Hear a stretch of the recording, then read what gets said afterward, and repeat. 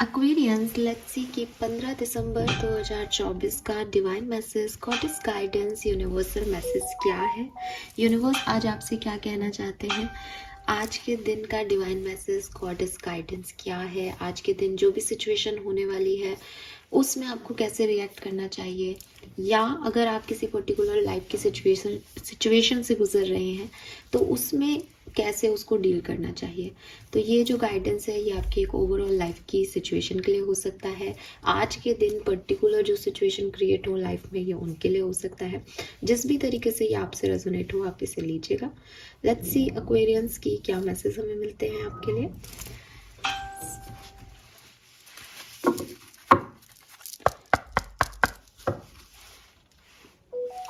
15 December 2024, Aquarius, Sun, Moon, Venus rising. Please universe, please divine power, please spirit guides, please give me the accurate message which are in our higher goods. Thank you. Thank you so much. Alright. Please guide कीजिए for कुंभ राशि, Sun, Moon, Venus rising.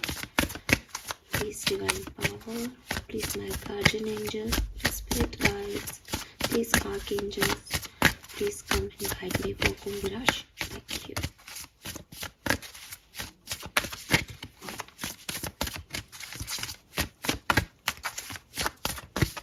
All right. So we have heart. Wow, beautiful beginning. I allow love to lead. Change me, divine beloved, into one who can allow love to lead my life. May I offer myself completely to the highest so all may occur as needed. Grant me peace and contentment wherever I am.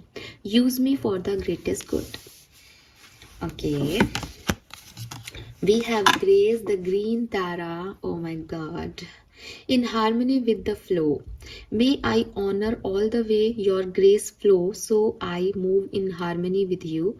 Open me to trust and receive your abundant blessing in every way. So green Tara Ma here. Chant कर ही लेते हैं। Full moon की energy में हम ये reading कर रहे हैं। ग्रीन तारा माँ के हमें दर्शन हो रहे हैं। सो लेट्स चैंट ग्रीन तारा मंत्रा। ओम तारे तू रे स्वाहा। All right, bless me, Ma. Bless us, Ma.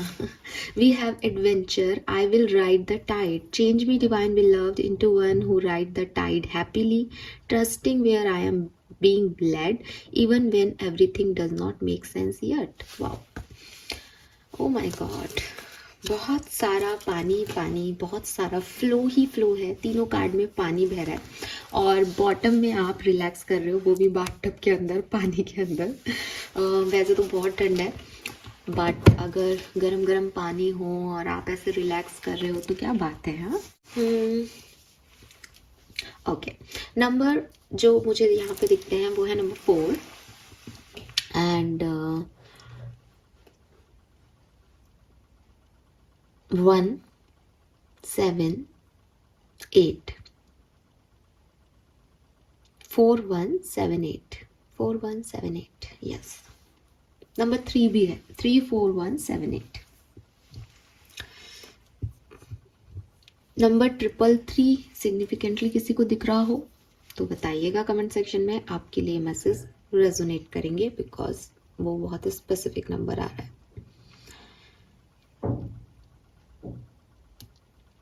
Colour of the day is brown. Yes, brown colour आपके लिए बहुत सिग्निफिकेंट रहेगा। आप ब्राउन कलर पहन सकते हैं, ब्राउन कलर का कोई क्रिस्टल अपने पास रख सकते हैं। जैसे ब्राउन कलर का क्रिस्टल क्या हो सकता है, तो ये देखिए टाइगर आई ब्राउन होता है बिल्कुल। तो ये आपको प्रोटेक्शन देगा, आपको कॉन्फिडेंस देगा।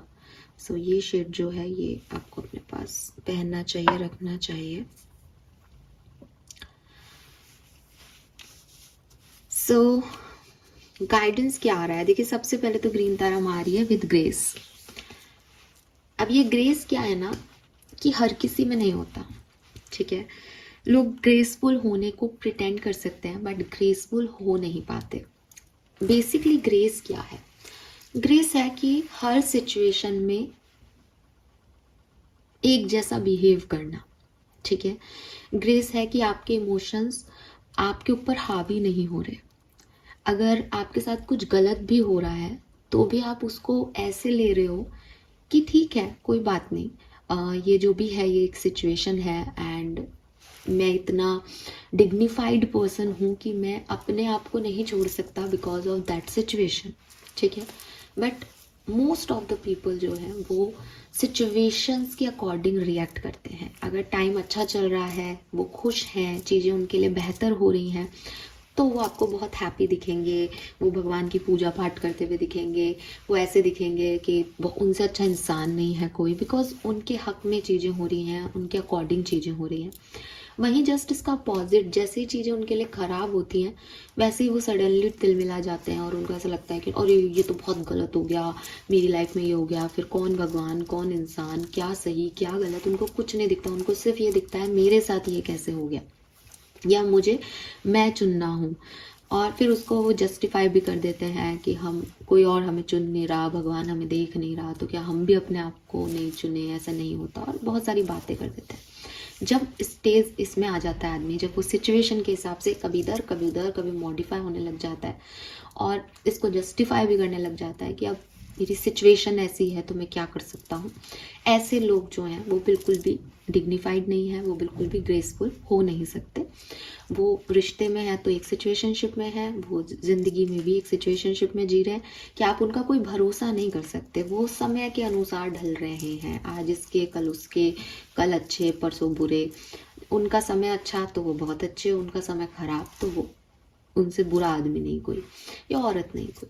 तो यूनिवर्स आपको वो ग्रेस लाने को कह रहा है। यूनिवर्स कह रहा है कि ग्रेस प्रिटेंड नहीं किया जाता। ग्रेसफुल, हम कहते हैं ना कि यार ये बहुत ग्रेसफुल लग रहा है या ये बहुत ग्रेसफुल लग रही है ना, तो हम लुक की बात करते हैं। मीन्स कि उसने अपने आप को बहुत अच्छे से कैरी कर रखा है, उसने जो थोड़ा बहुत भी पहन रखा है वो इतना अच्छा है कि वो उसको पूरी तरीके से डिजर्व कर रही है या कर रहा है। तो यहाँ पे भी यूनिवर्स आपको यही कह रहे हैं कि विथ ग्रेस अपनी ज़िंदगी को लो, ठीक है। कि लोग जब आपकी लाइफ को देखें तो वो कहें कि यार क्या डिग्निफाइड पर्सन है, कि उसने कितने अच्छे से अपने अच्छे बुरे को जो है वो सह लिया, कितना बैलेंस पर्सनालिटी है, जिसको ना दुख सता रहे हैं ना खुशी में वो कोई बहुत ज़्यादा सोच रहा है कि मैं ही सब कुछ है, ना वो हवा में उड़ रहा है ना वो पूरा ज़मीन में धंस रहा है, वो एकदम ग्राउंडेड है। वो ट्रस्ट कर रहा है कि वो ब्लेस्ड है, वो ट्रस्ट करता है यूनिवर्स पे। कुछ अच्छा होता है तब भी, कुछ बुरा होता है तब भी, उसके यकीन, उसकी गोल्स, उसकी सोच, उसके परसेप्शन, वो सब वैसे ही है। सिचुएशंस आती जाती रह रही हैं उसके साथ। तो ये जो ग्रेस है ये अपने अंदर क्रिएट करना है। अब अगर आप में ये ग्रेस नहीं है तो हो सकता है कि आप परेशान हो जाते हो चीज़ों से, आप परेशान हो जाते हो, या आप लोगों को ब्लेम करने लगते हो छोटी छोटी चीज़ों में कि मेरे साथ इसने ऐसा कर दिया, या कुछ अच्छा होता है तो आप इतने एक्साइटेड हो जाते हो कि फिर आप जो अच्छा हो रहा है सिर्फ आपका फोकस एरिया वो हो जाता है, बाकी आप सब अपने गोल वोल भूल जाते हो। या आपको कोई थोड़ी सी चिंगारी दे देता है, अरे यार तुमने ये क्या काम किया, तो आप ऐसे हवा में उड़ जाते हो कि अरे अब मैं सबसे बड़ा, तुम कौन हो, मैं तुम्हें नहीं जानता। तो ये चीज़ें अगर आपके साथ हो रही है तो यूनिवर्स कह रहे हैं कि you need balance, you need that grace. और ये ग्रेस जो है वो आप कोशिश करें आप उस ग्रेस तक पहुंच पाएँ। आसान नहीं है ग्रेसफुल होने की जर्नी, लेकिन अगर आपको ज़िंदगी को बेहतर वे में जीना है तो आपको वो ग्रेस लेके आना पड़ेगा। अगर हम हिंदी के शब्दों में बोलें तो हमारे बड़े बूढ़े, हमारे पापा मम्मी कहते हैं हमको कि विवेकशील बनो। राम जो थे वो विवेकशील थे। राम की पर्सनालिटी का एक बहुत अच्छा हिस्सा था कि वो विवेकशील थे। अगर कोई उन पर कोई चिल्ला भी रहा होता था तो वो चुपचाप धीमी सी मुस्कान करके उसकी सुनते रहते थे चुपचाप, और उसके बाद वो अपने बुद्धि से, अपने जो उनका प्रतिभा था दिमाग का, उससे फिर एनालाइज करके और निर्णय लेते थे। और ऐसे निर्णय लेते थे कि जिसमें उनको पता है कि मैं किसी को हर्ट नहीं कर रहा और मैं जो है अपने बैलेंस पर्सनालिटी से काम कर रहा हूँ। ऐसा कहा जाता है कि उन्होंने सीता मैया को छोड़ दिया एंड ऑल, किसी धोबी की बात सुनने से, लेकिन ये एक्चुअली में ऐसा नहीं है, क्योंकि जिस तरह की वो पर्सनालिटी है ऐसा नहीं होगा। ये बाद में लिखे गए ऐड किए हुए अध्याय हैं। तो जो व्यक्ति इतना सहनशील है, जिसने 14 साल वन में बिता लिए, जिसने एक पूरी जो है युद्ध लड़ लिया रावण से, और फिर भी वो काम रहे, अपनी बीवी से दूर रहे, फिर भी काम रहे, तो उसने चीज़ें डेफिनेटली की होंगी, लेकिन बहुत सोच समझ के की होंगी। और यही उनकी विवेकशीलता है। ये आपको अपने अंदर डेवलप करनी है कि आप बहुत ज़्यादा जो सिचुएशंस हैं उनसे अफेक्ट ना हो, बल्कि अपने अंदर एक ऐसा धैर्य लेके आए कि आप हमेशा जैसी चीज़ें हो रही हैं उसके साथ एक बैलेंस बना सकें। हमेशा वो एक असाधारण सी मुस्कान में आपकी पर्सनैलिटी झलके कि यस, यही है ये पर्सन, और ये निकल जाएगा इस कहानी से भी, क्योंकि इसमें है वो ग्रेस, इसमें है वो टैलेंट। तो वो आपको वहाँ जाने को यूनिवर्स पहले तो कह रहे हैं। अगर आप ऐसा नहीं कर पा रहे हैं तो अगेन ग्रीन तारा माँ का हेल्प ले सकते हैं। ओम तारे तू रे सोहा उनका मंत्र है। आप जितनी बार इसे चैंट करेंगे, आप जितनी बार इन्हें देखेंगे, आप देखो इन्हें वो कैसे बैठी हैं, कितनी कामनेस है इनके चेहरे पे, कितना खूबसूरत जो है इन्होंने आउटफिट पहना हुआ है, कितने तरीके से उनका पॉस्चर है, एकदम जो है आपको दिखेगा कि कोई जो है चेहरे पे, मेरे को नहीं पता आपको मैं दिखा पा रही हूँ या नहीं, एकदम शांति, पीस, कि कोई फ़र्क नहीं पड़ रहा कि बाहरी एनवायरनमेंट में क्या घट रहा है, वो अंदर से पीसफुल है। सो कार्ड का मैसेज भी यही है, in harmony with the flow. जो चीज़ें चल रही हैं उनके साथ एक बैलेंस बैठाना सीखना आपको चाहिए, ठीक है। Then we have adventure. Adventure का कार्ड जो मैं अभी आपको बोल रही हूँ वो वही है, जैसे मैंने अभी बोला कि भाई एक फ्लो है लाइफ का, कभी अच्छा आ रहा है, कभी बुरा हो रहा है, कुछ चीज़ें आपके हक में हो रही है, कुछ चीज़ें आपके हक में नहीं हो रही हैं। इन सारी परिस्थितियों में आदमी की पर्सनैलिटी एक रहे, वो एक जैसा रहे, वो बदले नहीं, ठीक है। ये एक ग्रेस है। और ये नाव और ये पानी जो बह रहा है नदी में, ये आपको इस चीज़ के बारे में बता रहा है कि हो सकता है कि कश्ती डूबने का डर लगे कि भाई अगर मैंने अपने आप को बदला नहीं या मैंने अपने ग्रेस को छोड़ा नहीं तो मैं तो डूब जाऊंगा। लेकिन कहते हैं ना कि ग्रेसफुली डूब जाना, ग्रेसफुली हार जाना, चालाकी की जीत से ज़्यादा आपको अच्छा कर्म देगा, संतुष्टि देगा, सेटिस्फेक्शन देगा। तो आज की तारीख में जीते हुए लोग खुश नहीं मिलेंगे आपको। जो व्यक्ति जीत रहा है ना, वो 5 ऑफ सोर्ड्स की जो एनर्जी होती है ना टैरो में, वो बेसिकली उसी चीज़ को रिप्रेजेंट करता है कि मैंने बहुत लोगों को नाराज कर दिया अपनी ज़िंदगी में, मैंने बहुत लोगों के साथ मिसबिहेव किया अपनी ज़िंदगी में, और मैं सेल्फिश होकर आगे बढ़ गया। अब मैं सेल्फिश होकर आगे बढ़ गया, मैं आगे तो आ गया, लेकिन जब मैं सोता हूँ, जब मैं पीछे मुड़ के देखता हूँ तो मुझे रिग्रेट्स होते हैं। ये संतुष्टि नहीं है। कोई भी जीत आपको रुलाती नहीं है। जीत वही है जो आपको हमेशा खुशी दे। तो अगर आपको लग रहा है कि मैं एक पल पे तो मैंने ये ट्रॉफी जीत ली, मैं खुश हो गया, लेकिन रेस में भागते हुए मैंने कई लोगों के साथ चालाकियाँ कर दी, मैं जानता हूँ मैं इसको डिज़र्व नहीं कर रहा, और मैंने अपनी तिकड़मबाजियों से इस रेस को जीत लिया है, तो वो रेस का जीतने वाला एक्चुअली में हार गया है, और जो भाग रहा था अपने मन से ग्रेसफुली, जो जीतना चाह रहा था, वो हार के भी जीत जाता है। तो वही चीज़ है कि ये बहुत इम्पॉर्टेंट है। और आपको यूनिवर्स ये चीज़ समझाना चाह रहे हैं कि लाइफ में अभी बहुत सारे हिचकोले चल रहे होंगे, बहुत बार तुम्हें लगेगा कि तुम गिर रहे हो, बट ट्रस्ट रखना कि सब कुछ संभाल लेगा वो परमेश्वर, वो परमात्मा।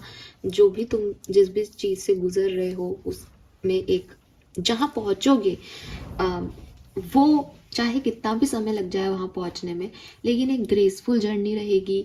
वो तुम्हारी ऐसी जर्नी रहेगी जिसको तुम खुल के बता पाओगे लोगों को, वहाँ तुम खुश हो पाओगे। मुझे एक बहुत छोटी सी मतलब कहानी तो बड़ी है, पर मेरे को एक कहानी का छोटा सा हिस्सा याद आ रहा है, और मैं बार बार मुझे मैसेज मिल रहा है कि मैं आपसे वो चीज़ शेयर करूँ।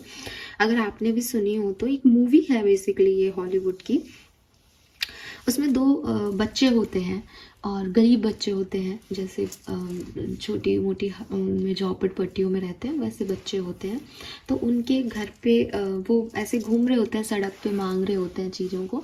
तो उनको जो है एक पैम्पलेट दिखता है जिस पे पिज़्ज़ा का फ़ोटो होता है, और शायद आपने देखा हो मूवी को या सुना हो इसके बारे में। तो वो पिज़्ज़ा के फ़ोटो को लेकर के बहुत ऐसे होता है कि उस पर चीज़ वीज़ लग रहा होता है कि छोटा भाई बड़े भाई से कहता है भैया मुझे ये खाना है। तो वो देखते हैं कि उस पर लिख रहा होता है 99 रुपीज़ का, है ना, पैम्पलेट होता है।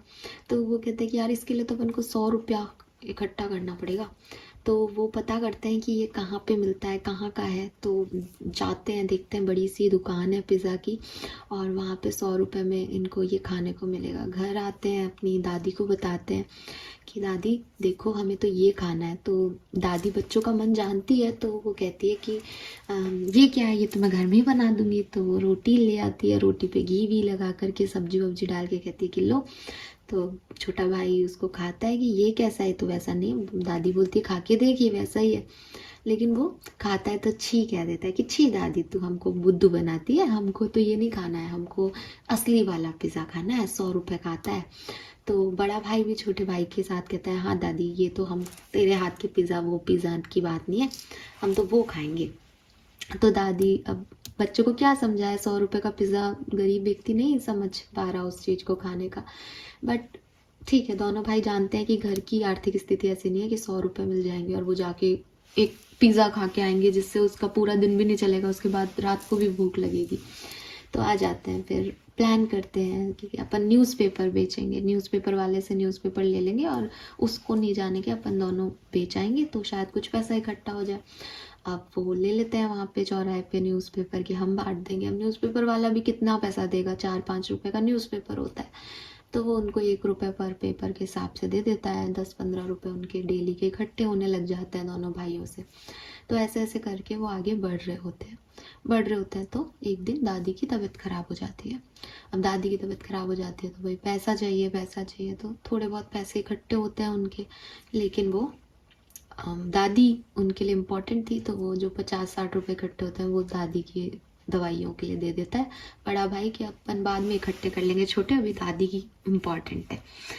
ये हो जाता है। अब वो जाते हैं वहाँ पे उस थोड़े टाइम में इकट्ठे करते हैं पैसे और जाते हैं उस दुकान में। अब उस दुकान में जाते हैं तो वो जो बाहर गेट कीपर होता है उनको जाने नहीं देता। वो कहते हैं चल हट यहाँ से, कि कहाँ से आ जाते हो तुम, अपना हुलिया देखो, तुम जैसे लोगों को अंदर बैठाएंगे क्या, अंदर बड़े बड़े लोग बैठे हैं, तुम्हारे आने से हमारे होटल की रैपो खराब होगी, निकल। और उसको बहुत गंदा गंदा सुना के भाग जाता है। तो छोटा भाई बड़े भाई से कहता है कि भैया अब तो हमारे पास पैसे हैं, हम तो कितने टाइम बाद आए हैं यहाँ पे, हमने तो लगभग 6-7 महीने वेट किया है इस पिज़्ज़ा को खाने का, अब और इन्होंने हमें अंदर भी नहीं घुसने दिया। तो बोलता है कि बेटा शायद हम वैसे दिख नहीं रहे पिज़्ज़ा खाने वालों जैसे, हमें ना दिखना भी पड़ेगा पिज़्ज़ा खाने वालों जैसा।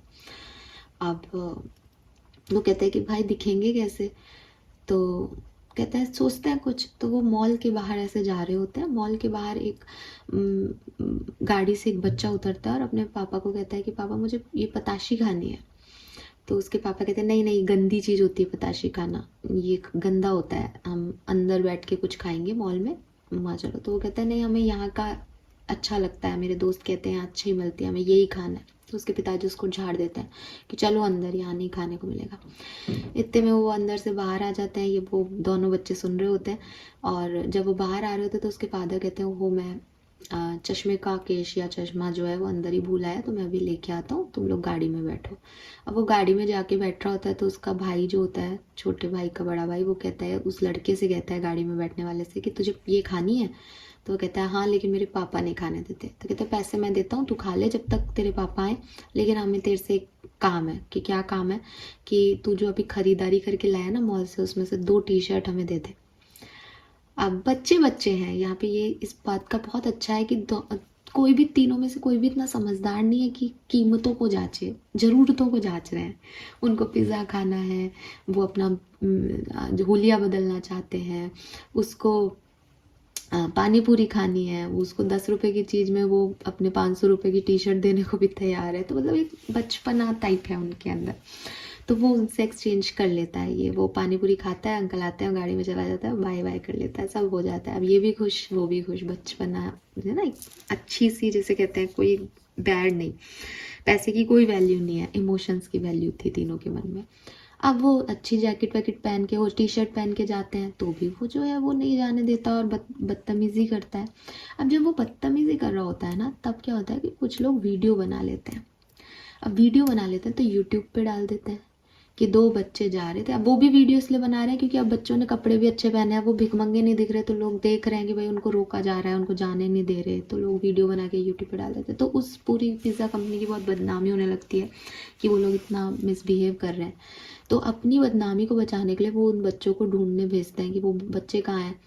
अब जब उनकी इतनी बेइज्जती हो जाती है ना, तो वो दोनों भाई कहते हैं कि हमें पिज़्ज़ा कुछ नहीं खाना और ये तो बिल्कुल बेकार चीज़ है, और है ना ये लोग तो हमारी बेइज्जती कर रहे हैं, हमने कपड़े भी पहन लिए, हम पैसा भी लेके गए, कोई ये हमको समझते क्या है, मतलब ऐसे कैसे बेइज्जती कर रहे हैं। तो दोनों भाई नाराज़ होकर के बैठे होते हैं। अब उनकी दादी उनको ढूंढती भी आती है कि अरे तेरे को तो वो लेने आए हैं, तेरी पसंद का पिज़्ज़ा खिलाने हैं। तो कहते दादी हमें नहीं जाना है। तो कहते नहीं नहीं बेटा जा, वो देख बुलाने आए हैं, और सब लोग कलेक्टर वलेक्टर और पूरे उन दोनों बच्चों को वीडियो बना रहे हैं और लेके जा रहे हैं। वो भी देख रहे हैं भाई अब क्या बदल गया इस दुनिया में जो ऐसा हो गया, ये सब जो कल तक हमें घुसने नहीं दे रहे थे वो खुद लेके जा रहे हैं, उन्हें ठाट से बैठाया जाता है, उनके पास पिज़्ज़ा लाया जाता है, और दोनों भाइयों के ऊपर पूरे कैमरे लगे होते हैं कि हाँ हाँ खा के बताइए आपको कैसा लगा, आप चाहते थे खाना और आपकी विश थी ये, और पता नहीं क्या क्या वो रिपोर्टर उनके मुंह पे बोल रहा होता है। वो एक पिज़्ज़ा का पीस उठाते हैं, इतने इतने लोग उन्हें घूर रहे हैं, उन्हें अजीब लग रहा होता है, खाते हैं और एक गस्सा खा के उसको वहीं रख देते हैं। छोटा भाई बड़ी बहन भाई की तरफ देखता है कि, तो मुंह बनाता है, तो कहता है इससे अच्छा तो हमारी दादी का बनाया हुआ पिज़्ज़ा है भैया, हमें नहीं खाना ये। और दोनों भाई वहाँ से निकल जाते हैं और सारे लोग देखते रह जाते हैं कि इतनी बड़ी कंपनी का पिज़्ज़ा वो दोनों ऐसे छोड़ के चले गए। तो ये कहानी मैंने आपको क्यों सुनाई ना, आप लोग इसके कई मतलब निकाल सकते हो, कई चीज़ें सीख सकते हो बेसिकली, लेकिन मैं ये आपको इसलिए बता रही हूँ कि लाइफ जो है ना, आप स्ट्रगल करते रहते हो करते रहते हो करते रहते हो। बहुत बार आपको ऐसा लगता है कि जो हम चाह रहे हैं वो हमें नहीं मिल रहा, लेकिन जब वो मिलता है तब उसकी एक्चुअली में कोई वैल्यू होती नहीं है। इम्पॉर्टेंट ये होता है कि वो इज्जत आपने कमा ली, वो वहाँ तक आप पहुँच गए कि लोग आपको वहाँ पे लेके जा रहे हैं, क्योंकि आपकी इंटेंशन गलत नहीं है, क्योंकि आप एक प्योर हार्टेड पर्सन हो, तो आपको इन सब चीज़ों को सोचने की ज़रूरत भी नहीं है। वो 2 छोटे बच्चे थे, उन्होंने कुछ चाहा, उन्होंने उस चीज़ को पाने के लिए मेहनत की, लेकिन अपने सपनों के लिए उन्होंने अपनी दादी की हेल्थ को जो है गिरवी नहीं रखा कि भाई अब सब भाड़ में जाए, हमें तो अपना पिज़्ज़ा खाना है। उन बच्चों ने वो भी दिया। 6-7 महीने के बाद उनका कोई सपना पूरा होना था, लेकिन वो भी नहीं हुआ। तो मतलब समझ रहे हो ना, लाइफ चल रही है, लाइफ का फ्लो चल रहा है, वो कोशिशें पूरी कर रहे हैं, लेकिन कोई ना कोई टाइड आके उनको बार बार पीछे ढकेल रही है। वो कह रहा है तुमने कपड़े अच्छे नहीं पहने, फिर वो कपड़ों के लिए जा रहे हैं जिसके लिए उनको पैसा कमाने में जितनी मेहनत करनी पड़ी उतनी कपड़ों के लिए नहीं करनी पड़ी। क्यों? क्योंकि अच्छे लोग मिल गए, वो बच्चा अच्छा मिल गया जिसने पानी पूरी 20 रुपए की पानी पूरी के उनको इतनी बड़ी टी शर्ट दे दी। तो अच्छे लोग भी मिलते हैं, फ्लो फास्ट होता है, लेकिन फिर जो चीज़ मिलती है वो हो सकता है आपको पसंद आए नहीं आए, कुछ पता नहीं है। तो यही लाइफ है। अब इसमें आप अपना ज़मीर खो दोगे, आप अपनी जो है इंटेंशन ख़राब कर लोगे, आप खुद का सुकून ख़राब कर दोगे। It's up to you. Otherwise आप फ्लो के साथ चलते जाओ, अगर आप सही हो तो एट द एंड आपको सब मिल जाएगा। अब जितना भी जो भी गलत था उनको अपने आप ही सजा मिल गई। उन 2 बच्चों को वो पिज़्ज़ा अच्छा नहीं लगा, क्या खाक तुम्हारा इतना बड़ा होटल है, मत बैठाओ उसमें किसी को तुम। तो यूनिवर्स का जो तरीका है ना कुछ देने का, वो अपना है। आप उसमें इंटरफेयर करके और अपने आप को परेशान मत करो, ग्रेसफुल रहो, ठीक है। एट द एंड ये कह सको कि ये चाहिए ही नहीं मुझे, मुझे तो इससे भी अच्छा मिलेगा, राइट। सो ये इम्पॉर्टेंट है आपके लिए। Then we have heart. हर काम दिल से करो, ठीक है। अपना अपना इमोशन, अपना प्यार, अपनी काइंडनेस, जितनी भी पॉजिटिविटी है वो सब लगा दो एक सिचुएशन में। हो सकता है कि आपको लगता हो कि मैम हमने कई बार चीज़ों को बहुत मन से किया है लेकिन वो वर्क नहीं की। तो मैंने जो भी आपको स्टोरी सुनाई आप समझ गए ना चीज़ों को दिल से करना ज़रूरी है।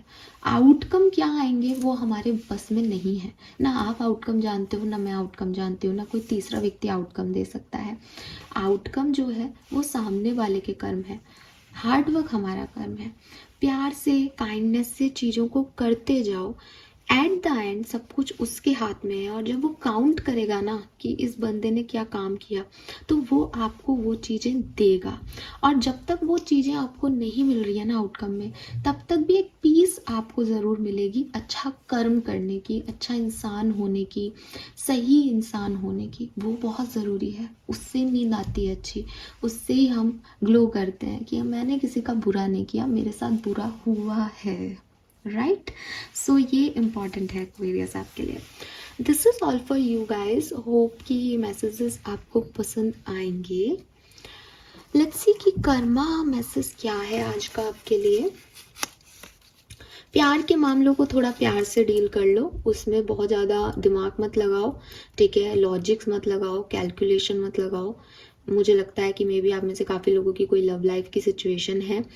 यूनिवर्स आपको ये कह रहे हैं कि प्यार से चीज़ों को हैंडल करो, प्यार से चीज़ों को हैंडल करो, ठीक है। ज़िंदगी में ग्रेस इम्पॉर्टेंट है, ईगो इम्पॉर्टेंट नहीं है। तो अगर रिश्ता है, रिश्ते के लिए झुक जाना भी सही है, बजाय कि ईगो को ऊपर रख के और हम एक दूसरे से तिकड़मबाजी लगा रहे हैं ना, वो चीज़ नहीं है। ओ माय गॉड, देखो कितना प्यारा मैसेज आया आपके लिए। Let go of false ego. अभी अभी बोल रही थी ईगो इंपॉर्टेंट नहीं है, खोलने से पहले ही बोल दिया था यार। Accept your wrong doing. अगर आपने कुछ गलत किया है तो उसको मानो, उसका पश्चाताप करो, उसको चेंज करो। अदरवाइज नेक्स्ट टाइम आप वो गलतियाँ नहीं रिपीट करोगे, ऐसा खुद को बनाओ। एक अपने अंदर, मुझे लगता है पूरे सारे तीनों कार्ड्स जो हैं वो मुझे एक ही मैसेज जो सिग्निफिकेंटली दे रहे हैं, वो ये दे रहे हैं कि एक्वेरियस बात बात पे टेम्पर लूज कर देना, बात बात पे समस्याओं में उलझ जाना, बात बात पे अपने आप की पर्सनालिटी को चेंज कर लेना is not good for you. आपकी कोई एक अंदर की पर्सनालिटी होगी दैट ये मैं हूँ, उसको बैलेंस रखो। वो अगर हर छोटी चीज़ पे अप एंड डाउन हो रही है तो उसको बैलेंस करने की, हार्मनी में लाने की बहुत ज़रूरत है। और अगर पिछले दिनों आपने कुछ गलत कर भी दिया है तो उसको एक्सेप्ट करो। अपनी झूठे शान में, झूठी ईगो में अपने आप को मत खो। इट्स नॉट अबाउट कि आप किसी रिश्ते को खो दोगे, उसको खो दोगे, इसको खो दोगे। नहीं नहीं नहीं, ये इंपॉर्टेंट नहीं है। इंपॉर्टेंट है कि आप इतने गंदे हो क्या, आप इतने गलत होना चाहते हो क्या, ये आपको रास आएगा क्या आगे चल के। सो अपने आप को पॉजिटिव बनाना बहुत ज़रूरी है। यहाँ किसी थर्ड पर्सन की बात नहीं हो रही, यहाँ सिर्फ और सिर्फ आपकी बात हो रही है। So except your wrong doing, अपने फॉल्स ईगो को छोड़ो, माफ़ी मांगो, पश्चाताप करो अपनी गलतियों का, एंड हर काम दिल से करो। कोई गलत कर रहा है, दैट इज़ देयर कर्मा, वो उसकी प्रॉब्लम होनी चाहिए, वो आपकी प्रॉब्लम नहीं है। आप तभी अच्छे हो, आप तभी एक डिग्निफाइड मैन हो या विमेन हो जब आप अपनी लाइफ को बहुत अच्छे से जी रहे हो। तो आपको अपने पे फोकस करना है, ठीक है। और थोड़ा सा ना चीज़ें आपकी तरफ आने वाली हैं। अगर आप प्यार से अच्छे से हैंडल करोगे, अपनी गलतियाँ एक्सेप्ट करोगे, तो अपने आप ऑटोमेटिकली आपकी तरफ चीज़ें आएंगी। तो अभी मत परेशान हो कि अभी इतनी टाइट्स आ रही हैं और कहाँ जा रही है मेरी कश्ती, मुझे कुछ समझ नहीं आ रहा। होल्ड ऑन, ठीक है, रिलैक्स रहो। हो रहा है जिसको होने दो, बस जो हो रहा है उसके साथ एक बैलेंस अप्रोच में आओ। तिल मिलाओ मत कि क्या हो रहा है, ऐसा क्यों हो रहा है, ये होना चाहिए, वैसा होना चाहिए। जो भी हो रहा है वो बहुत सही हो रहा है। अगर उस कहानी में ये सब अप्स एंड डाउन्स नहीं आते तो इस कहानी का मज़ा नहीं होता, तो वो दोनों बच्चे हीरो नहीं होते। और मैं तो आपको एक सुना रही हूँ, अगर आप इसका विजुअल देखो, वो दोनों गरीब बच्चे अपना थैला झोला लटकाए इतनी शान से चल रहे हैं उस होटल से, है कि इससे अच्छा पिज़्ज़ा तो मेरी दादी बना लेती है। निकल गए वो, उनका टेस्ट ही नहीं है उस पिज़्ज़ा का, कहने वाले कहते रहे कुछ भी। तो उन्होंने उसके लिए मार खाई, गालियाँ सुनी, अपनी बेइज्जती सही, फालतू। लेकिन उन्होंने अपना ग्रेस नहीं खोया। वो गरीब बच्चे ज़्यादा ग्रेसफुल थे उस चौकीदार के या उसके मालिक के, जिन्होंने उनकी सिर्फ आउटफुट को देख करके इतनी बकवास कर दी। सो ये इम्पॉर्टेंट है कि पैसा आने से आप तमीज़दार नहीं हो रहे हो, है ना। सो आप तमीज़दार हो बिकॉज आपके अंदर वो चीज़ें हैं, तो वो बनना, वो करना बहुत ज़रूरी है। So this is all for you guys. Thank you so much reading को देखने के लिए। चैनल को लाइक और सब्सक्राइब कीजिएगा। Bye bye.